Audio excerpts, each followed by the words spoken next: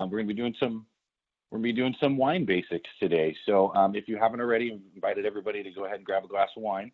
We're gonna be going over some basic stuff. And to start, we're gonna go over how to safely open a bottle of wine. So right here, I have a nice little bottle of Cabernet. It's Francis Coppola. You can pick this up in any grocery store. It's one of my favorite grocery store wines, I would say. So let's talk about one of the tools of the trade here. So this is probably one of the very most basic wine tools you'll ever need. This is what they call a waiter's corkscrew and or a wine key. Okay, it's got a couple different components on it. When it's all folded up, it looks like that. So it has a knife on it to cut the foil on the top of the bottle here. I prefer, if you're going to buy one and you're really serious, I prefer to get the ones with the serrated blade. They just make it a lot easier to kind of rip that foil off versus the flat edge ones. It's not too sharp, but you can definitely still do some damage, so let's be careful when we're doing that. Right here, it has a two-stage opener. I highly recommend you get one that has two stages. What do I mean by that? So if you can see real close, it has two different lips on here. That's going to make it a lot easier for you to open your bottle of wine. Then again, it has our corkscrew here, and if you're like me and you enjoy beer too, it also has a bottle opener typically on there too. So there's all sorts of different wine openers you can buy out there, and there's ones that'll, for $40 will open the wine itself. I think they're highly unnecessary. This is probably the only one you'll ever need, and it's really easy to use. Most people are just scared to do it, so I'm going to show you how to do that real quick, okay? So you're going to take your bottle of wine here. As you'll see on the lip, there's actually going to be two different lips. We like to cut it right on that second different lip right there to just get all of that foil, anything that might be contaminated in there, out of the way of what you're drinking. So you're going to go ahead and you're going to run your knife across the top.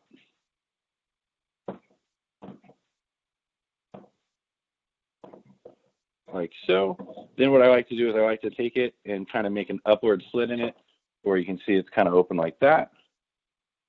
You are going to typically take that off. What you want to do if you were serving this to a higher end party, or if you're actually working in a restaurant, you would never put that part on the table. It would just simply go in your pocket like such. Then what we're going to do is we're going to take our corkscrew here. We're going to take it, when we go ahead and insert it into the bottle here, we're not going to insert it head on, because what we want is the screw to be right in the dead center of that cork. So I'm going to offset it here a little bit. And I'm going to lift the bottle up and I'm going to rotate it.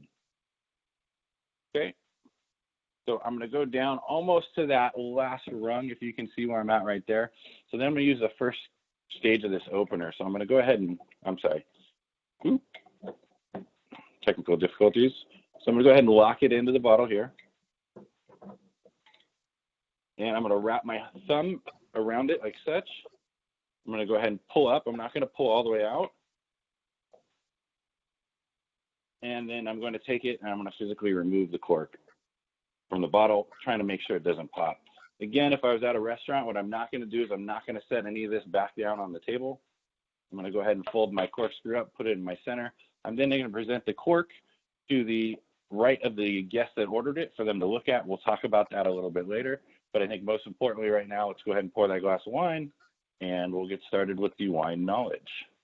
Okay, so I'm going to go ahead and show you a little presentation that myself and one of our other managers, Lauren, put together. We're going to talk about some great things. I won't be able to see the chat as I go through the presentation, so go ahead and please just go ahead and fill in any kind of questions or comments you guys have. Towards the end, once we go over some tasting notes and how to taste properly, I'll be able to answer any of those questions for you folks, okay? Give me one moment while I get our presentation pulled up.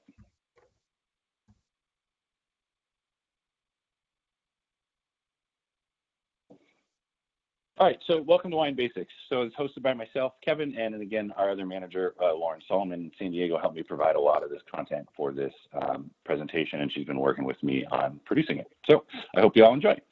So again, we only have a half hour today, so I wanted to just kind of go over some real basic entry-level things that have to do with wine. Just really start at a basic level. I think anyone who knows anything about wine, you could sit here and we could talk for 5 hours and still not come to any kind of conclusions on the theory of wine. But so I just wanted to hit some basic knowledge. I think we're going to try to do this again here soon, so we'll go a little bit more in depth into certain terms and what things mean. But here's a real basic overview of some things that have to do with wine. Perfect. So when you're talking about balance, so balance when you refer to wine, to balance means it has all the different flavor profiles of a wine. sweet, fruity, alcohol, and everything's present in that wine to present a full-bodied flavor or full-bodied profile. So it's not going to be too heavy on what we call tannins, which we'll talk about a little bit later, without having a lot of flavor on the front end. So everything needs to be balanced and proportionate in a wine. So when I talk about a wine's balance, it's talking about the proportions of flavors. The body. So a wine's body refers to the complexity of flavors and also the weight of the wine. Heavier reds with lots of flavors are said to have more body than lighter bodied red wines. So we'll talk about mouthfeel and a little bit of that later on too. Basically, that has to do with just the overall kind of weight and how the wine feels and the actual thickness to it and the way it presents itself in your mouth. Cork. So let's talk about the term cork. So there's a lot of misconceptions about what the cork on the bottle means. So typically when a wine bottle is stored in storage, typically it's going to be stored at an angle like this, okay? So the wine is in constant contact with the end of the cork, allowing the cork not to dry out. So the big thing about that is if the cork dries out, the cork will physically shrink, allowing the bottle to oxidize, okay? So when you talk about a term, the term corked means the wine has gone bad.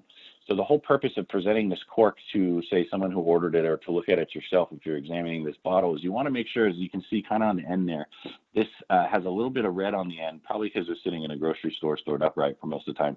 But it has red on the end, but what we don't want to see is any of that red going through the actual cork. If it starts to get up towards the middle or towards the end, the chance of that wine being bad or oxidized, having turned, is extreme. So if you see it coming out towards the end or any kind of discoloration on the top of that cork has happened, it means that the wine has been getting oxidized and has actually physically turned into a stale or sour product. So that's kind of the whole reason. You're not supposed to pick the cork up and smell it. That doesn't really do anything for you. Our next time we're going to talk about decant, or I'm sure everybody's heard of a decanter or seen what a decanter looks like. A decanter, imagine a big flower vase that's got a real big well on it and comes up to a skinny point on the top. So the process of decanting wine is something that we talk about where when we're talking about older wines or wines that have really sat around for a long time in storage or were meant to sit around for a long time in storage, they have a lot of sediment that builds up inside of those wines. So then as wine gets passed from winemaker to so on to finally the consumer, the wine has kind of been sloshed around a little bit, depending how long it's sat. Those sediments have now been formed all throughout the bottle. So what we want to do with those really old wines is we're going to go ahead and decant them. We're going to pour them into one of those vessels and allow all those sediments to kind of settle towards the bottom. Once we do that, the way the vessel is shaped is when we go ahead and we pour our glass of wine, we're actually going to pour the wine out over the top of it and leaving all those sediments down in the bottom of the decanter. So when you talk about wines needing to be decanted, again, typically most of your wines you're buying at a grocery store, weren't meant to be in storage that long. You don't really need to be decanted, but if you have a really good bottle of wine that's sat around for a decade, it probably needs to go through a decanting process and let it sit and really let those sediments fall to the bottom. The legs, when we talk about legs on a wine, we're talking about physically how that wine sits and how that wine comes after we're done in the glass. It's really hard to show you here on camera, but my wine's a thicker wine. There's a good layer of residual wine that's sitting around my glass, and those are called legs. Right now, none of those legs on my glass have actually started to fall. What that's indicating to me, knowing wine, is that typically it has a higher sugar content, which means it has a higher alcohol content. Doesn't mean it's sweet. It means it has a lot more body and a lot more heavier mouthfeel to it, and probably a lot more tannins due to the alcohol content as well. So mouthfeel. So when we talk about wine, we talk about body, heaviness, and physical feel of a wine inside of your mouth. So when I started to learn about wine, someone had brought up to me a great analogy, and it's called the milk analogy. So most of us have had fat-free milk, and most of us have had whole milk. So they're two very different mouthfeels. One feels very light, almost watery on your tongue. It's easily drinkable. It just kind of sits there and it goes away real quick. When you drink a glass of whole milk, the whole milk will sit there almost in your mouth after you swallow it. It kind of coats the entire back of your throat, kind of coats your tongue and everything. So wine will have similar properties. Your lighter white wines, say your Pinot Grigios, your Sauvignon Blancs, have a very watery almost kind of feel to them. They have a very light mouthfeel to them. There's not a lot of weight or not a lot of body behind that wine. That's not a bad thing. It just has to do with maybe sometimes what kind of food that goes well with, or even personal preference on what kind of wine you're looking for. Now, something like your Cabernets, your Cab Francs, your Petite Syrahs are going to have a lot heavier mouthfeel to them. It means there's a lot more weight to that glass of wine. There's a lot more. It feels a lot heavier. It feels more like that whole milk sitting in your mouth. That's going to go real well with maybe a heavier meat or something that takes a lot of flavor to cut it with. Another thing that's talked about a lot is tannins. So tannins are the natural substance produced by plants and barks, and it has a very bitter taste to it, a very acidic taste to it. You'll feel that in the back of your throat or in the back of your tongue every time you take a swallow, okay? Now, tannins are neither a good or a bad thing. It just, again, depends on what kind of wine you're looking for to complement what kind of dish you like, okay? If I have a very light piece of fish and I go with a very heavy tannic wine, when I eat the fish and I drink the wine, I'm only going to taste the wine. On the opposite end of that, if I have a really heavily seasoned steak with a really light white wine, I'm not going to taste the wine because it doesn't have as much punch behind it, doesn't have as much structure behind it in order to cut the flavor of that heavy steak. So they don't complement each other real well. So again, tannins are just that part. It almost is like an alcohol-y type feel in the back of your mouth. The last term we're going to talk about today is viniculture. So there's an entire science dedicated to grape production. That has to do with everything from pH balance of the soil to the amount of sunlight they're allowing it to get a day, to temperatures they're growing this in. So there's an entire science behind the entire production of the grapes. That's called viniculture. There's another term called viticulture, which is actually going to be the physical growing and the aspects of how those grapes are grown, and so they work hand in hand, those two terms. So we're just going to talk about that today.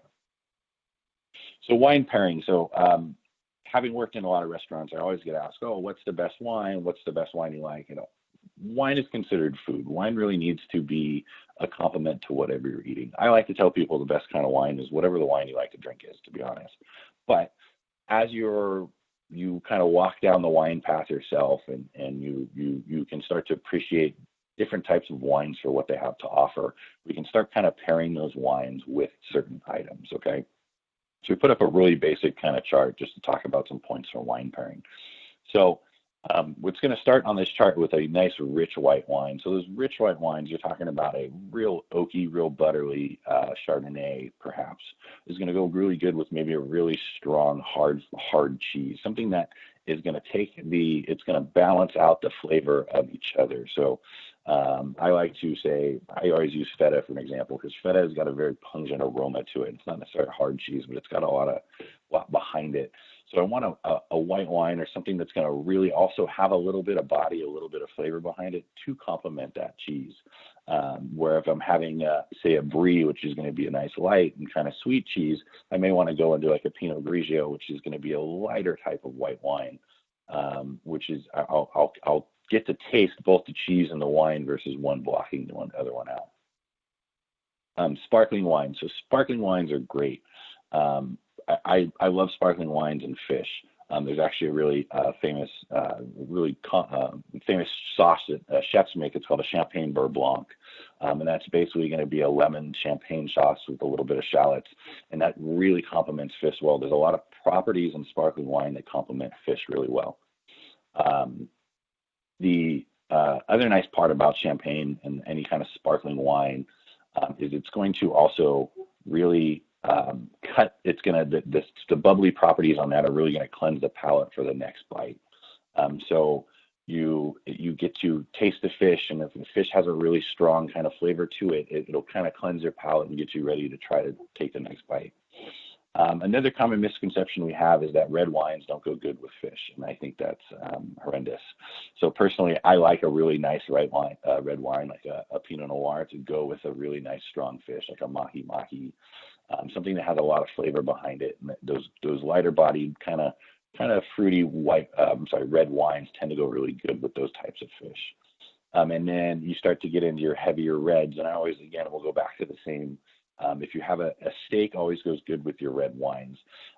typically not just the steak itself, but when you prepare a steak, the seasoning on the steak tends to be heavy. It has a lot of salt, has a lot of pepper, it has a lot of flavor behind it. So if you have a nice peppery red wine, something that kind of gives that same kind of tingle in the back of your mouth, it's going to really complement each other. You're looking for those two to, you want to take a bite of the steak and you want to be able to drink a glass of the wine you're tasting and actually feel how the food physically changes the flavor of the steak and how it physically changes the flavor of the wine, but in a good way, not so much where it's contrasting each other. Something else that we kind of found online for more of a fun kind of thing for all of us at home. Hopefully you all were smart enough to go stock up on a ton of Girl Scout cookies before we were all locked in our house. So we found a little chart that might be fun for some people at home that maybe have some of those Girl Scout cookies lying around and a couple bottles of wine, which actually talks about pairing different Girl Scout cookies with different types of wine. So the Samoas up there, those are some of my absolute favorite Girl Scout cookies. Those tend to do good with nice fruity, the nice rich chocolate caramel cookie goes really good with fruity red wines that typically don't have a whole lot of bite on the back end, a whole lot of tannins to it. So a Malbec, a Merlot, something that's going to be very a drinkable, really drinkable red wine. On the bottom end of that spectrum, something like a thin mint, because it's a nice dark chocolate and mint, it's got a lot of strong flavors to it. Something like a Pinot Noir or say a Sangiovese that's going to have a really thick background to it, helps cut that mint flavor, and they complement each other nicely. So we're going to throw the recording of this entire segment up. So if you don't get a chance to read this all or go through it, we'll have it up there for you guys shortly too. Okay. Okay, so again, just being wine basics, I wanted to just touch on a couple of really basic points of wine that both are prevalent here in the States and then in Europe too as well. So one of the best ways to kind of start that off is we're going to talk about a wine's varietal, okay? So when we're talking about wine here in the United States, we're talking about wine being labeled according to the varietal. The varietal is actually physically the type of grape being used to produce the wine or the predominant grape being used in that wine. So when I have a glass of Cabernet Sauvignon, those are coming from Cabernet Sauvignon grapes that are physically, so that the label correlates to what's in the actual glass itself, okay? Same thing with Chardonnay and Merlot and so on. So another part of how wines are named is we talk about appellations. Now, we're going to get into Old World and New World wine here in a second and what that exactly means. But an appellation has to do with where the grapes are physically grown, the geological, the zone in which the grapes are grown. And so a lot of times appellations will be put onto wine bottles itself here in the States. So when you see something from Sonoma County or Napa Valley, those grapes are physically, or at least 90% of those grapes are coming from those regions itself. Now, New World versus Old World. So New World wine is considered United States, South America, whereas Old World wines are going to be considered France, Italy, Portugal, Spain, Europe, people that have been producing wines for centuries over there.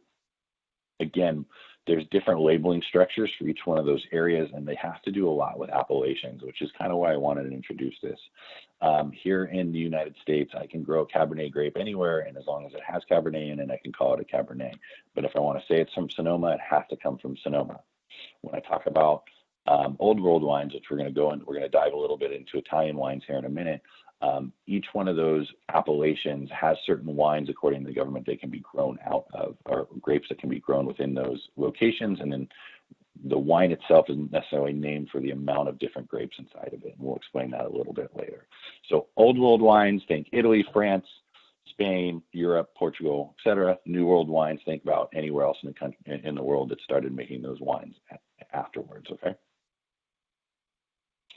So we're going to talk a little bit about Italian wines. It's one of the, I think it's one of the easier Old World groups to grasp real easy. It's also one of the regions I have the most background in. I've worked in a million Italian restaurants in my life, so I know a lot about these wines. So we'll kind of go, there's basically 4 different types of wines that the Italian government certifies, or certification labels that the Italian government hands out. So the top 2 are the one you'll see on the top, which is DOC, and the one you'll see on the bottom, which is DOCG, okay? So the DOCG, the one on the bottom, is the highest grade of wine coming out of Italy, according to the Italian government. So both the types of grapes and the location the grapes are grown in are the Italian government has gone in and inspected those wines to say that's where those grapes are coming from, and that's what's in the bottle. On that same note, too, the way Italian wines are labeled versus wines here in the New World. So, like, one of the most popular types of Italian wine would be Chianti, okay? So there is no Chianti grape, as there would be in the States. When if I'm calling a bottle of wine Cabernet Sauvignon, I'm using a Cabernet grape. There is no Chianti grape. There is a Sangiovese grape and Merlot grape. So a Chianti is 90% Sangiovese, 10% Merlot. In order to be a Chianti and be labeled the DOCG by the Italian government, both those grapes have to be in there from certain portions grown in certain regions in Italy, okay?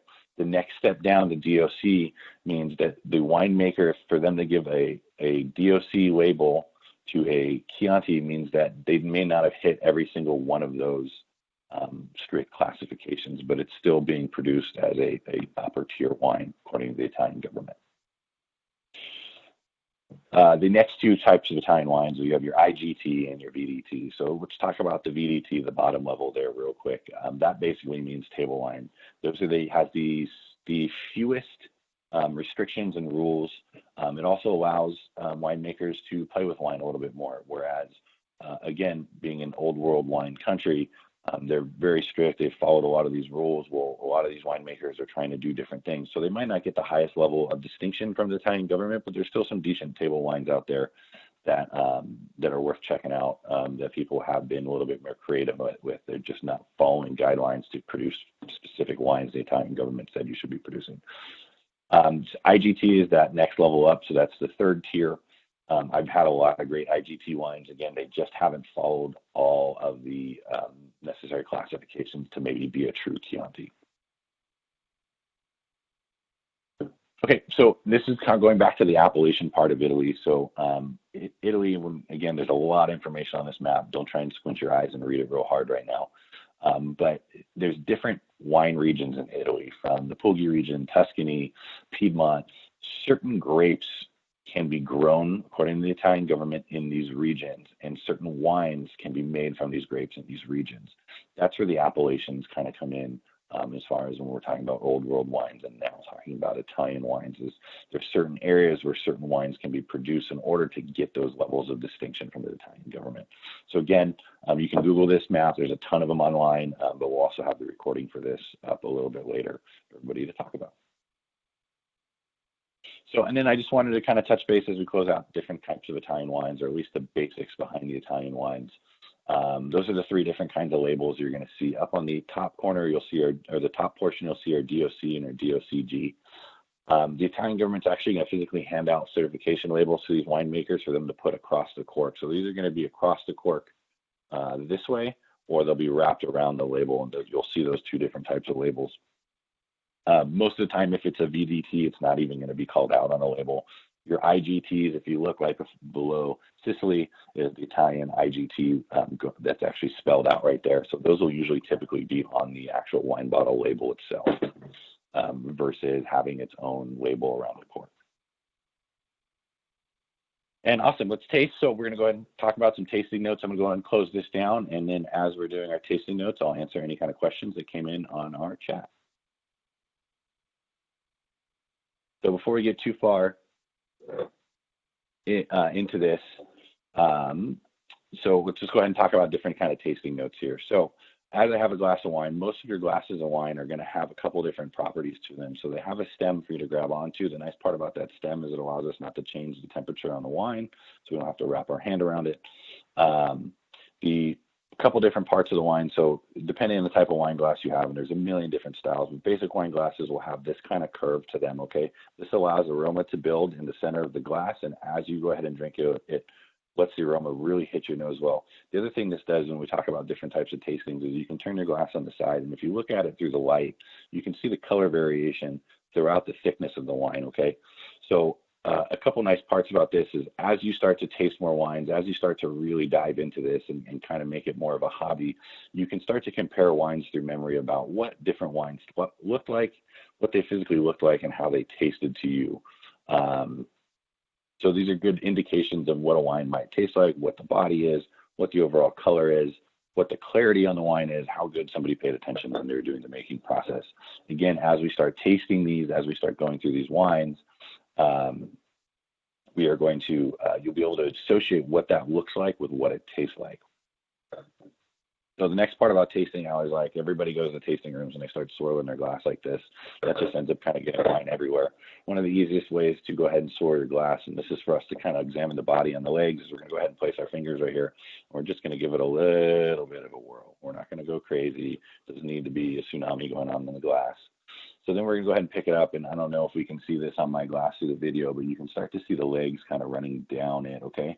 So that's, again, another indicator of that thickness of the wine. It's going to tell me how much alcohol content, the sugar content in that wine. And again, as I go through this, I can associate that with, you know, different wines I taste, what it looks like, or what it's actually going to taste to me like. The next part you want to do before you taste any wine is go ahead. You always see people pick it up. I was taught to just go ahead and just slam my nose into the glass. Give it a big whiff. If you're drinking a heavier bottle, a heavy glass of wine, what you'll notice is you can almost smell the alcohol. You can smell those tannins almost in the back of your nose. They got a little bit of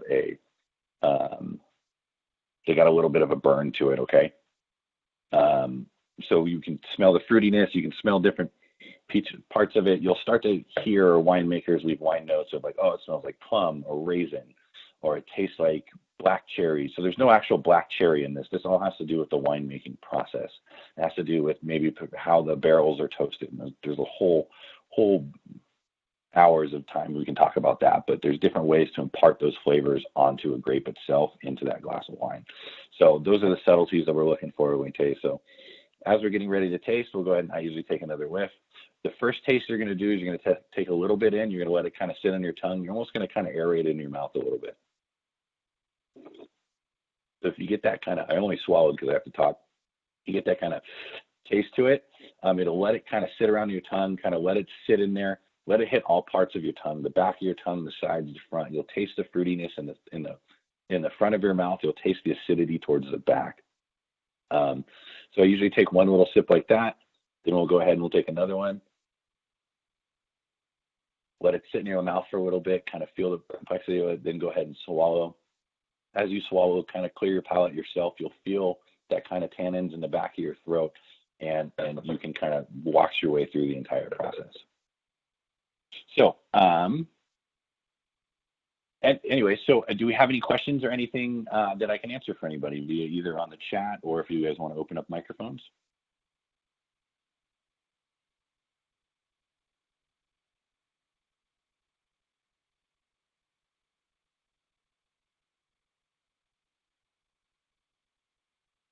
All right. Any other questions? Anybody? Cheers, Kevin. You did great. Awesome. Well, here's the drinking at 11 a.m. Thank you for joining us. I'll probably be trying to host one of these classes real soon, so I appreciate everybody's time. Cheers. Great job, Awesome. Kevin. Thank you.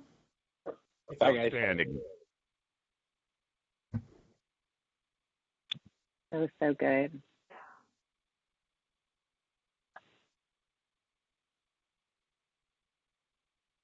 You're on mute.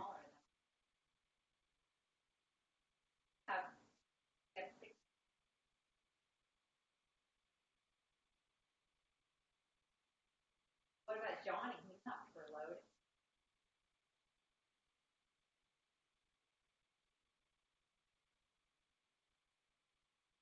Stop recording, please.